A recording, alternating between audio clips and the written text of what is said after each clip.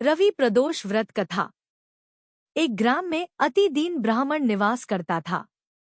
उसकी साध्वी स्त्री प्रदोष व्रत किया करती थी। उसे एक ही पुत्र रत्न था। एक समय की बात है, वह पुत्र गंगा स्नान करने के लिए गया। दुर्भाग्यवश मार्ग में चोरों ने उसे घेर लिया और वे कहने लगे कि हम तुम्हें मारेंगे नहीं, तुम अपने पिता के गुप्त धन के बारे में हमें बतला दो।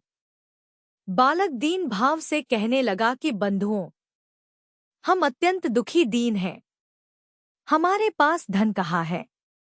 तब चोरों ने कहा कि तेरे इस पोटली में क्या बंधा है।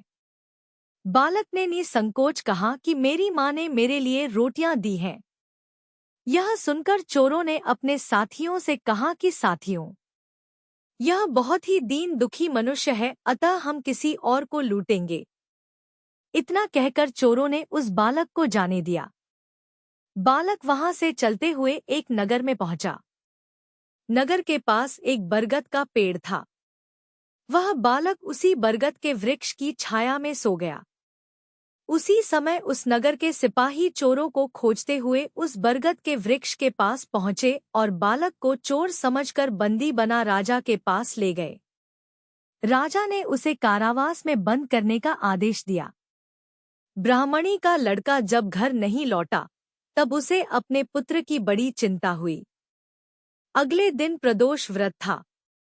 ब्राह्मणी ने प्रदोष व्रत किया और भगवान शंकर से मन ही मन अपने पुत्र की कुशलता की प्रार्थना करने लगी। भगवान शंकर ने उस ब्राह्मणी की प्रार्थना स्वीकार कर ली।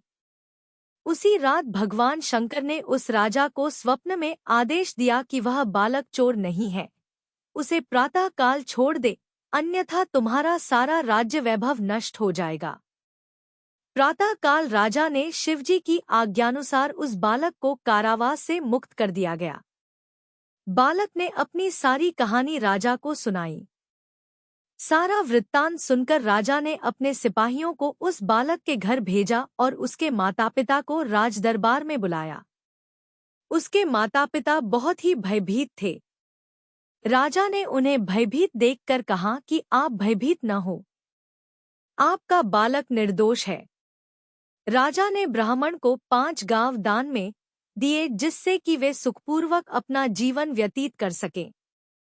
इस तरह ब्राह्मण आनंद से रहने लगा। शिव जी की दया से उसकी दरिद्रता दूर हो गई। अतः जो भी मनुष्य रवि प्रदोष व्रत को करता है, वह सुखपूर्वक और निरोगी होकर अपना पूर्ण जीवन व्यतीत करता है। वीडियो अंत तक देखने के लिए धन्यवाद। अगर आपको वीडियो पसंद आई हो तो लाइक करें। ऐसे और वीडियो देखने के लिए चैनल को सब्सक्राइब करें।